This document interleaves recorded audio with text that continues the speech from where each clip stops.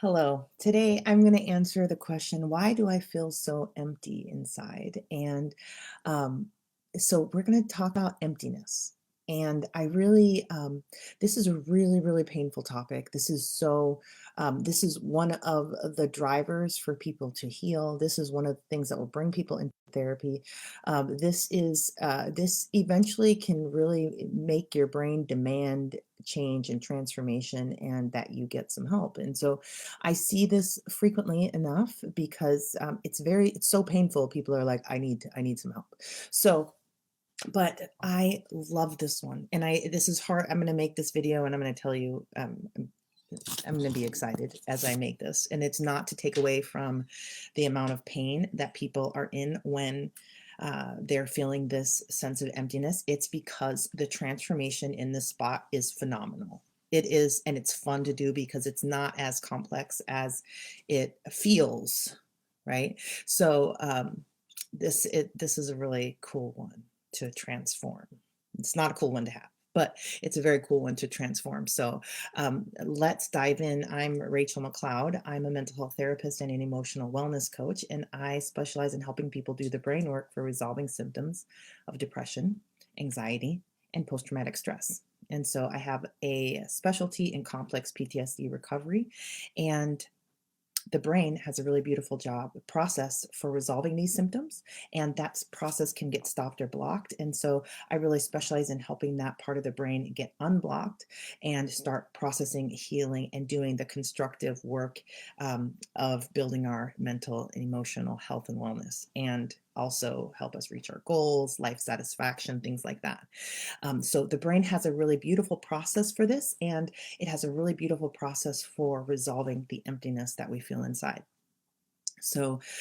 I love to watch brains get to work on this, and to so also that this is because I specialize in getting this process unblocked. That you'll notice that if you try any of my interventions, I have a free program where I offer my favorite 3 interventions for doing this brain work and healing things like emptiness. These interventions are very different because we're targeting a different part of the brain than what we would typically we work with in traditional talk therapy. Because we're helping the brain heal, process, and build, construct new things. That takes us right into this emptiness problem. Um, this emptiness problem is the brain's signal that it hasn't built something. It's kind of like this. I'm gonna give you my little Rachel nerd view of this. Um, it's like that there's this inner terrain, and there's an area that's undeveloped or not yet developed. It's a new build, or it has been the initial processes of building have started, but it's either not right. The brain is like, this isn't working, and it's just it's unfulfilled. And so out of this area will come this emptiness. That's what we're working on. But it feels unfulfilled, and it's empty. And this emptiness feeling will come from that. And that's really painful. So we'll hear the pain from this. But if you get closer, you find that I'm going to show you what we find. So there are places in our inner world that haven't been developed well enough to actually achieve fulfillment, actually achieve and consecutively create the desires that we have, fulfill the desires that we have, create the relationships, create the connection, create the intimacy that we desire. These are actually also even projects. Maybe we haven't been able to, what we'll see on the outside, we haven't been able to build the business, get the job, have the boat we've dreamed of since we were a child. We haven't been able to do things, and inside, when our brain focuses on these issues, that emptiness will erupt. Okay, and the more important that area of that hasn't been built is, it is important. Okay, as important as that area is to your life, that pain will get louder and louder and louder and louder. And your brain will become very preoccupied with the emptiness. And it doesn't want to talk about anything else. It doesn't want to do anything else. And all you can think about is how empty you feel. And I'm going to tell you that if it's that big and loud, it is primed for healing. It's like all the inner agencies and armies have gathered right here at this spot for transformation. And so it's loaded, and this stuff starts resolving really quickly. So, but it's about getting it processed. If you watch my videos, you know it's all about getting it processed. And with all these parts of you focused in and obsessed with and preoccupied with this emptiness, we also know there's a lot of pain moving through your nervous system. It's the pain of loss, the pain of grief, sorrow, agony. This can feel just like grinding agony. Um, uh, this can also make us feel the pain of desperation, so panic, overwhelm, collapsed. I can't handle it, giving up, despair. It can, like, this is a big spot. And the more that your brain wants it resolved, the more everybody in the inner world's going to focus on it, and you're going to feel the intensity of it. So it can actually be tough to get processed, but there are strategies to make it happen faster. But regardless, pain is what shuts down this healing process I'm always talking about. And so we actually need to use quite a bit of safety signaling and intervention use. These interventions specifically deliver safety signals to the survival system, and even while the pain is moving, because we got to get the pain processed. We're not going to make the pain go away before the brain has the responsibility and to process the pain, to transform the pain into growth and health and wellness. That's what this process is about. But also that process malfunctions with pain. So we're actually going to come and give the brain some additional supports while this pain is processing, and all this pain is going to get to the top, and your executive functioning parts of the brain are just going to go nuts with construction. They're going, oh my gosh, we've been looking for this information, because your inner world's been really hyper focusing on this. And so it's really important to your inner world.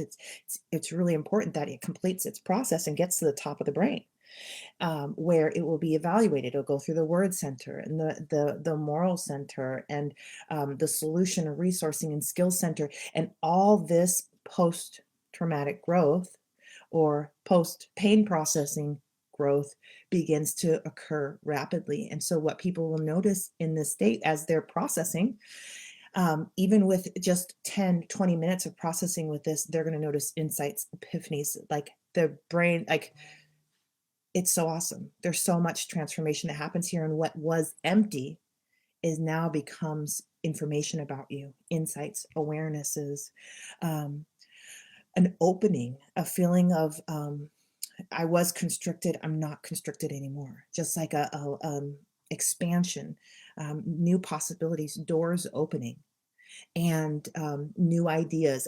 Sometimes the ideas that happen here are so simple. It's like, why didn't I see that before? Your brain couldn't connect you with it because it couldn't get the information it needed from the emptiness. And so it couldn't get any of that process. So it couldn't get his hands on it to understand. And then it's like, oh, these are the matching pieces. This is the links. Hey, this is the path we need to take. And we will see that emptiness start to fade, and we'll see it replaced with something awesome, something authentic to you, something very important to you. And your brain, all that energy that has gathered is like, this is what's important to me. This is what I need. And if the brain can't go through its process of understanding that, this part of you knows what you need and this part doesn't. And this is your executive functioning, your emotional intelligence creation centers, your problem solvers. They don't know what you need. And so it's really important that we get this stuff to the top and we connect them, right? Literally, you probably could hold your hands right here, take some deep breaths for a while. This is a wonderful intervention. But really connecting these parts. And I don't know if it's actually in your chest. It's in different places for different people. That sense of emptiness aches people in their core, in their gut, in their legs, in their backs. It's the body. We're listening to the body. And so honestly, a lot of times when people are talking about emptiness, I'm like, okay, it's about to get really awesome here. And where is it? What's up with this emptiness? So what usually happens in this place is that, like I said, the brain hasn't been able to wire in important things for you. that would help you feel the sense of fulfillment, accomplishment, connection, intimacy, joy, all those things that are happen when our brain builds that right thing for us. Like somebody who, if you make food and it's just the right food for you and you just feel all the rightness, that's our brain is responsible for making life taste like that for us, like fabulous. So, so when it doesn't, it's because there are things that haven't been important things that haven't been built yet. And I'm not talking about like if you're in a currently traumatic experience, your brain's that's not its job. Its job is to process the trauma. I'm saying this is the case when you're not in a traumatic state and you still feel empty, right? And the emptiness can be a leftover response from the trauma, but also really when we're in a trauma state, we're not building for health and wellness. So with complex PTSD, that usually happens in early childhood, and then all of a sudden people are working and their lives become more safe and they feel great. So their brain, there's time to thrive, but there's everything. The thriving wiring is undeveloped, is not developed yet. And so people find out like, okay, I'm not in survival mode, but I feel empty. Right. It's building time. It's time to build. And the things that some of the important things that we need to build are our associations. Sometimes one of the things that we're associating is that love is associated with fear. Love is associated with pain. Well, our brain's not with that association. Our brain's not going to go out and look for love, right? It's not going to try to self-love. It's not going to, if love is, I don't know. I think we could probably do without that. So we want to start building the association between love and safety.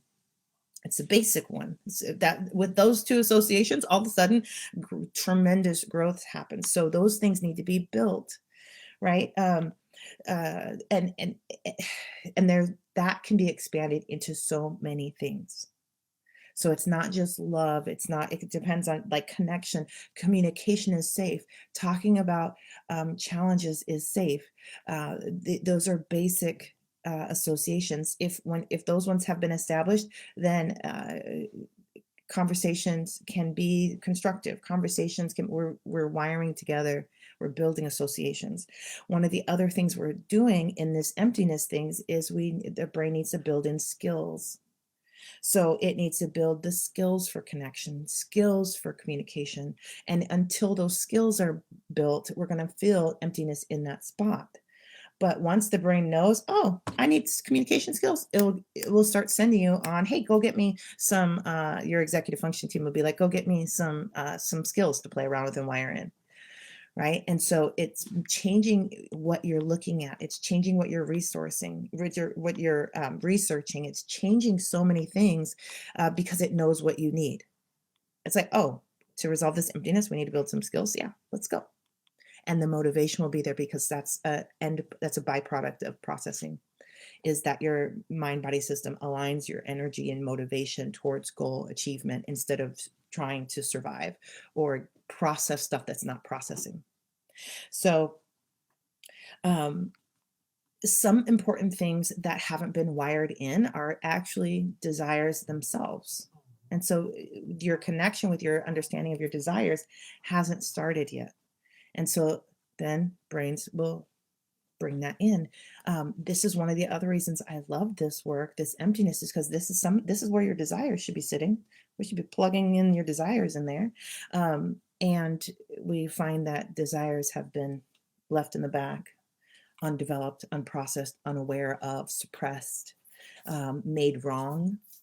And so we have to unresolve that. We have to unresolve. We have to we have to resolve that and start building them in. No, desires are supposed to be plugged into the mainframe, and now let's run it. Let's run it with the desires on. And that also for people starting to associate and connect with their desires can be very scary and overwhelming. So we're going to send a bunch of safety signals there too, to say it's safe to be here. Let's see what we can do, and we'll run the whole brain functions instead of survival mode about these feelings.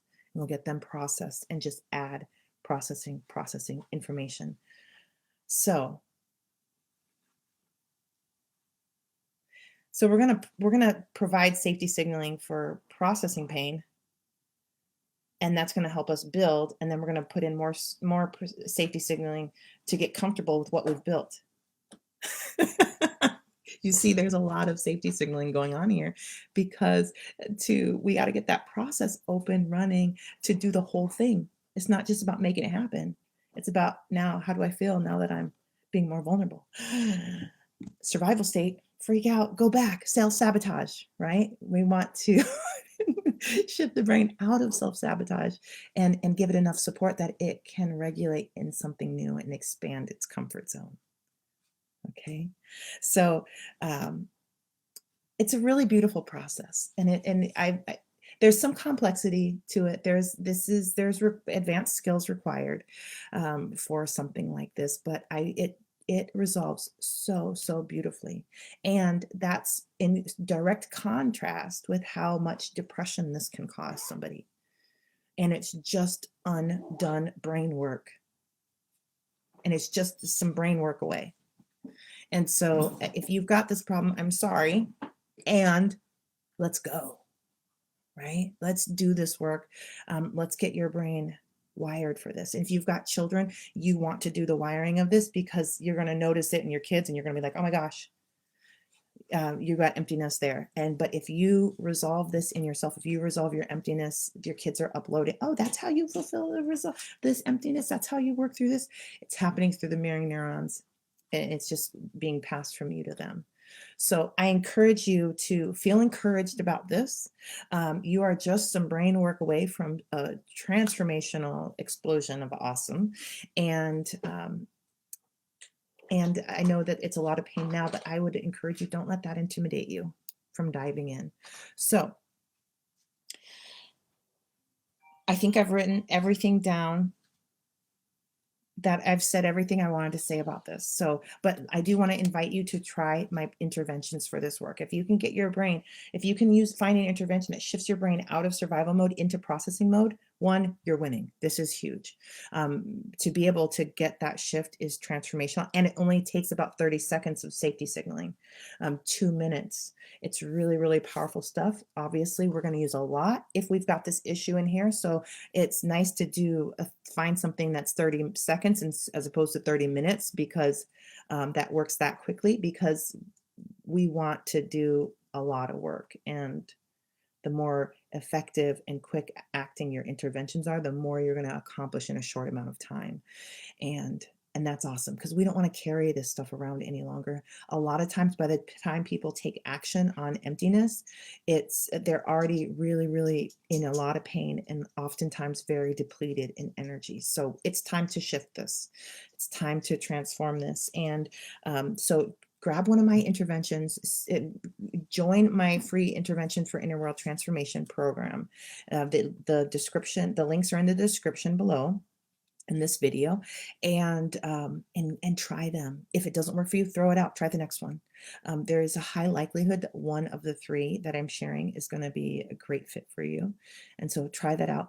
If you find an intervention that works and you're playing with it and you're like, holy cow, that's what happened with me, and you're like, what else can I do with this? I have another program for you where I walk you through exercises, 8 weeks of specific and targeted brain work to resolve anxiety, depression, and traumatic stress, and also help you build what you and your brain need to sustain and create higher mood states, create and sustain higher mood states. And so and help you achieve your goals and do the things your brain is supposed to be doing for you, make your life easier. So also, if you want to work with me one-on-one with this emptiness problem, I would be thrilled to jump in here with you on this. And so one-on-one, I also offer small groups and consultation appointments. You can find those on my website.